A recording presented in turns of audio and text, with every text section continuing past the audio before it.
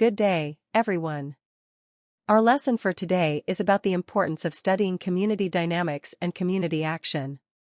When you hear the word community, what immediately comes to your mind? Perhaps you think of your barangay. Maybe you think of your school, your neighborhood, or the people living around you. But a community is more than just a place. It involves people, relationships, interactions, common interests, and shared experiences. Today, we will examine what a community is, why we need to understand community dynamics, and how this knowledge is connected to applied social sciences and your possible future careers. Let us begin with the definition of community. A community is a group of people who share a common geographic area, interests, culture, identity, or goals and interact with one another. Notice that the definition does not simply say a group of people. For people to form a community, there must be something that connects them. For example, people living in the same barangay form a geographic community because they share a particular location. Students and teachers form a school community because they are connected by education and the goals of the school. People who share the same profession may also form a community. Teachers, lawyers, police officers, and social workers may organize themselves into professional communities. Even people who do not personally know one another may form a community because of common interests. For example, online gaming groups, Facebook groups, and environmental advocacy groups may be considered communities. Therefore, a community may be based on location, culture, profession, religion, or shared interests. The important idea here is connection and interaction. Now, let us look at the origin of the word community. The word comes from the Latin word communitas. Communitas means fellowship or sharing in common. The idea of community, therefore, has always been associated with people having something in common. It emphasizes relationships, mutual support, and a sense of belonging. Think about your own barangay.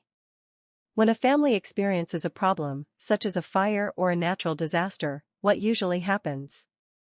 Other people may provide food, clothing, money, or assistance. In the Filipino context, we sometimes associate this with the concept of bayanihan.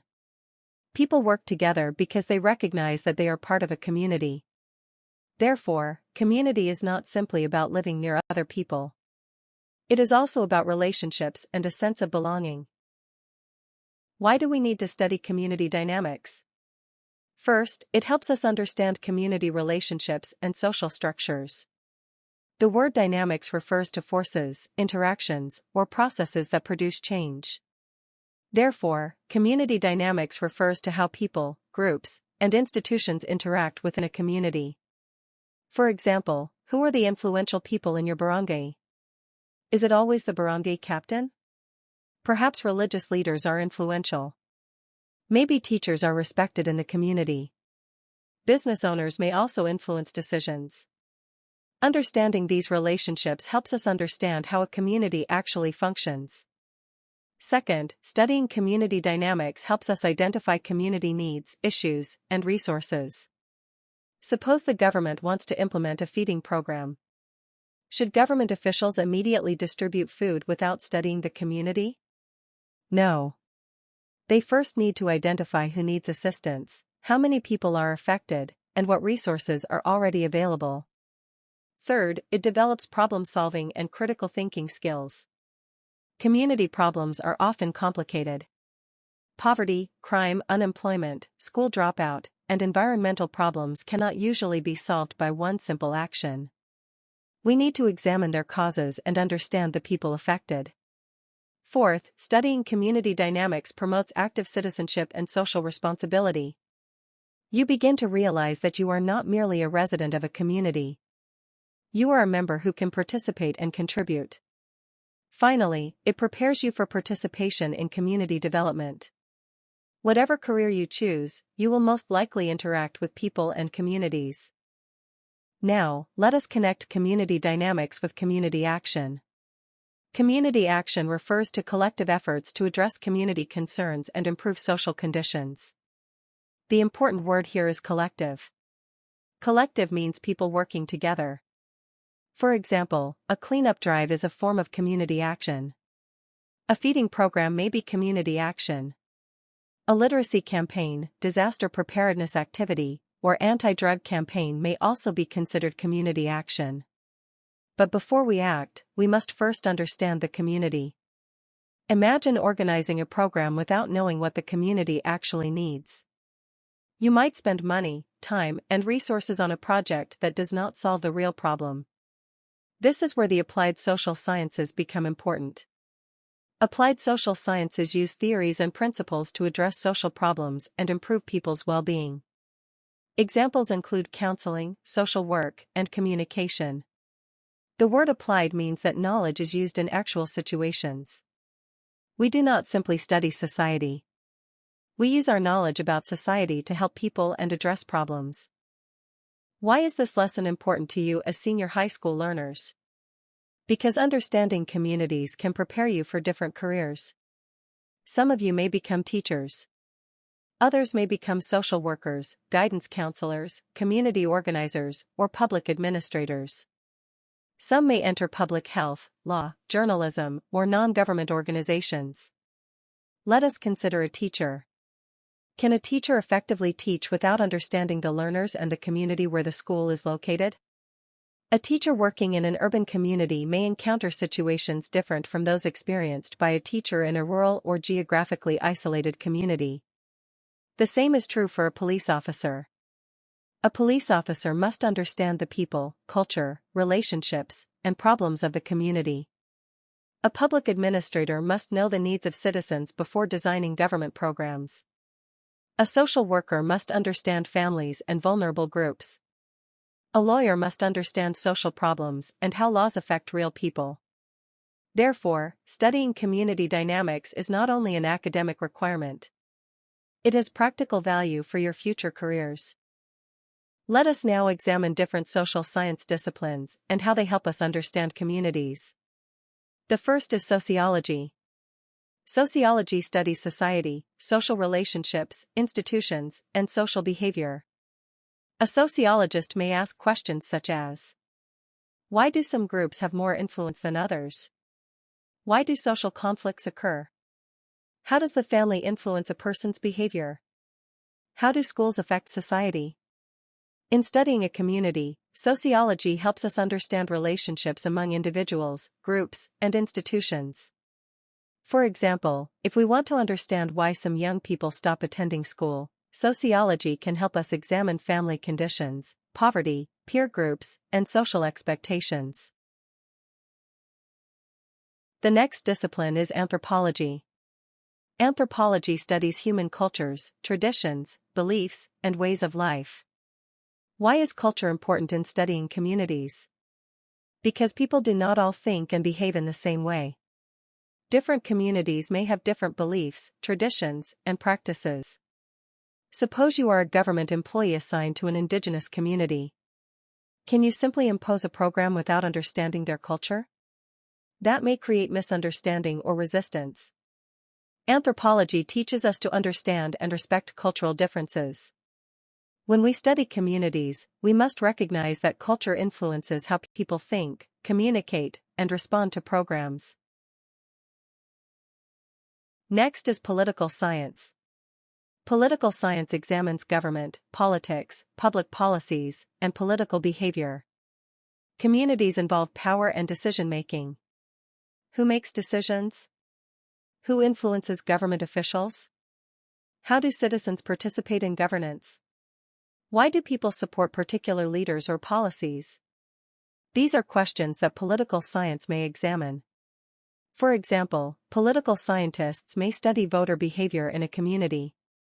They may also examine whether citizens participate in barangay assemblies or public consultations. Understanding political dynamics is important because government decisions directly affect communities.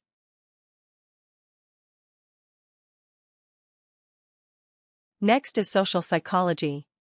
Social psychology studies how an individual's thoughts, feelings, and behaviors are influenced by other people. Have you ever changed your decision because of your friends? Have you ever joined an activity because everyone in your group was participating? These situations show social influence. People behave differently when they are alone and when they are part of a group. Social psychology helps us understand concepts such as conformity, persuasion, attitudes, prejudice, and group behavior. This is important in community action. For example, if we want people to participate in a community program, we need to understand what motivates them.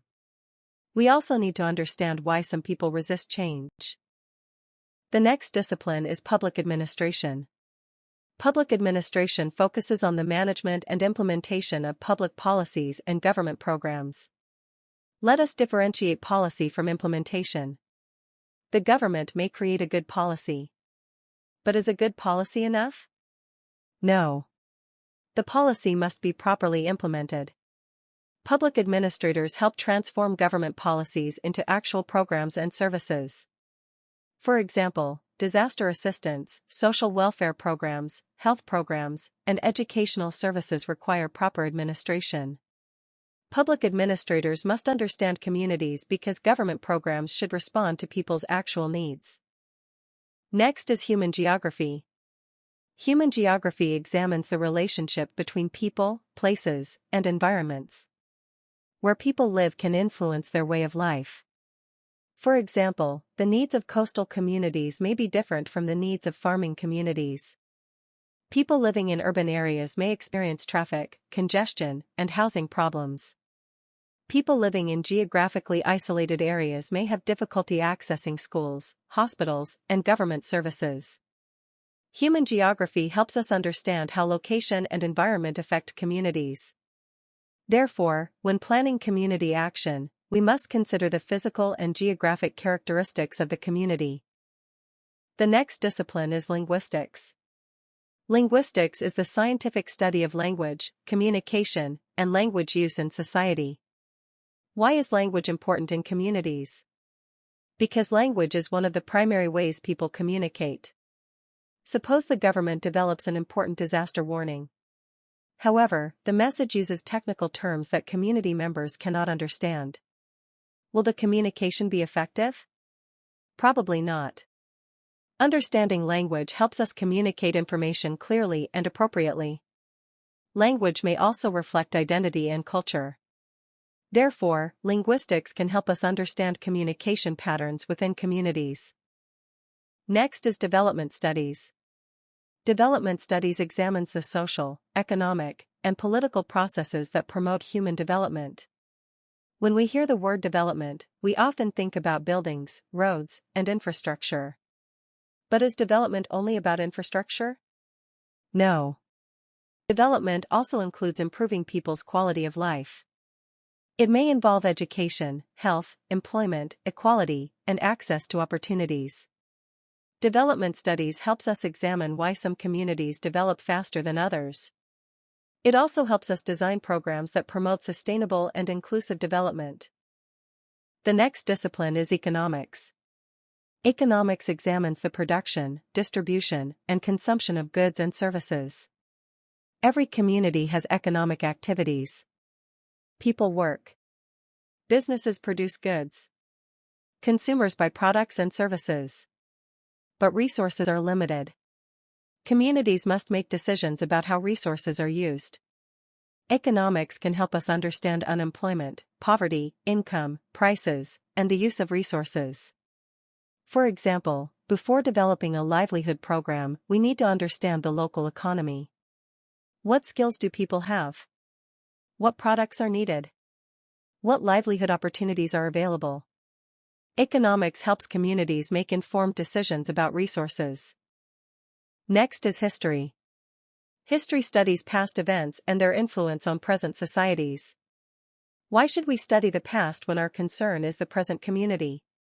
Because present conditions are often influenced by past events. Community conflicts may have historical causes. Traditions may have developed over many generations. Political relationships may also be influenced by historical experiences. If we ignore history, we may fail to understand why a community behaves or responds in a particular way. Therefore, studying history provides context. It helps us understand how the past has shaped the present. The last discipline in our discussion is law. Law examines legal systems, rights, duties, justice, and social order. Every community is governed by rules and laws. As members of a community, we have rights. But we also have duties and responsibilities. For example, people have rights protected by the Constitution and other laws. At the same time, citizens are expected to obey lawful regulations. Law is important in community action because our actions must respect people's rights. Suppose a community wants to solve a crime problem. Can community members simply punish a person they suspect of committing a crime? No. The person has legal rights and must be given due process. This demonstrates why knowledge of law is important. Community problems must be addressed while respecting justice, rights, and the rule of law. To summarize our lesson, studying community dynamics and community action helps us understand society.